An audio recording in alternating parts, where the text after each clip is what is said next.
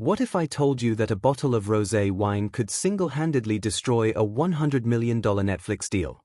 Well, buckle up, because Meghan Markle's latest business venture is turning into a royal catastrophe that's making Hollywood executives reach for something stronger than wine.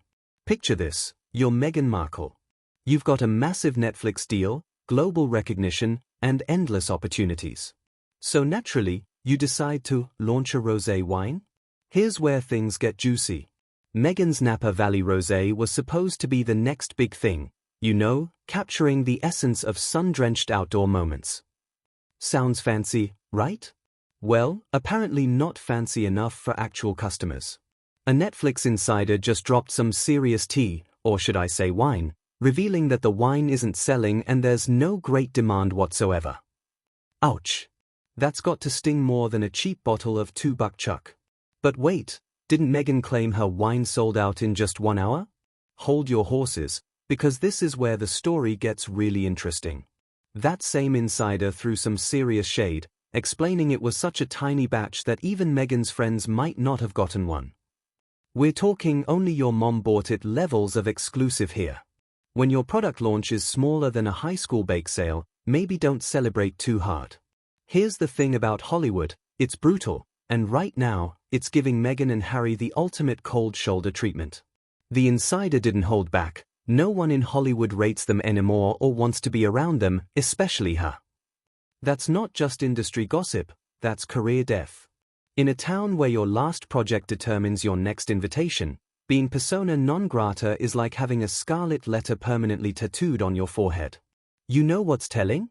Meghan hasn't posted on social media in nearly a month. In today's world, that's like going completely off the grid. While other celebrities are building empires through constant engagement, the Sussex brand is just crickets. People are bored with them, the source continued. And in the attention economy, boredom equals bankruptcy. Let's talk about this wine disaster, because it's actually a perfect case study in how not to launch a product. First, the reviews were lukewarm at best. Then came the shipping delays, because nothing says premium experience like waiting weeks for your overpriced rosé. But here's my favorite part, they required a 3-bottle minimum purchase. Because apparently, if you're going to disappoint customers, why not make them buy disappointment in bulk? And the cherry on top? The cork was completely unbranded, just some random 3-digit code. It's like Meghan had as much involvement in the actual winemaking as I do in NASA's Mars missions. 0. This wine venture reveals something deeper about the Sussex brand strategy. This wasn't really about creating great wine, it was about creating an image. But here's the brutal truth, when style matters more than substance, everything eventually falls apart. Their Netflix content? One docuseries that felt more like an expensive therapy session than entertainment. Their other projects? Where are they exactly?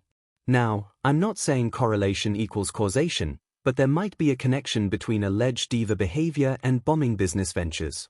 When you're reportedly difficult to work with, throw people under the bus, including your own family, and overpromise while underdelivering, word gets around. Hollywood has a long memory and an even longer blacklist. In an industry where your reputation is literally your currency, Meghan and Harry are running dangerously low on funds. So here's where we stand. Netflix is reportedly ready to pull the plug on their massive deal. When a streaming giant that spent $15 billion on content in 1 year decides you're not worth the investment, that should tell you something. The writing's on the wall, and it's written in rosé stains. This whole situation is actually a masterclass in what happens when celebrity branding goes wrong. You can't just slap your name on something and expect it to sell. You need